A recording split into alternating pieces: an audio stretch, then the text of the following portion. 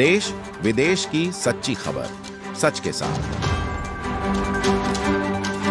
आप देख रहे हैं नेशनल इंडिया न्यूज।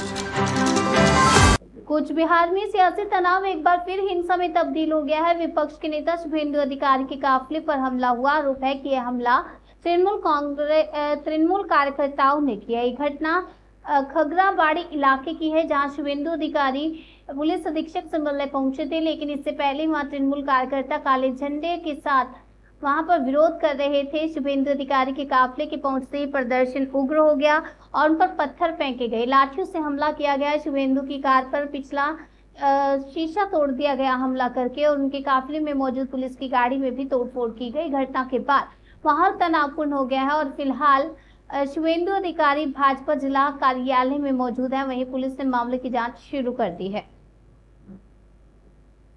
যারা বাংলা ভাষীদের আক্রমণ করবে, মানুষ যেমন সোচ্চার হয়েছে, সবচাইতে বড় কথা যারা বাংলা ভাষাকে আক্রমণ করবে তাদের কোনো নিস্তার নেই। তাদেরকে কালো পতাকা দেখানো হবে, তাদের বিরুদ্ধে বিক্ষোভ দেখানো হবে।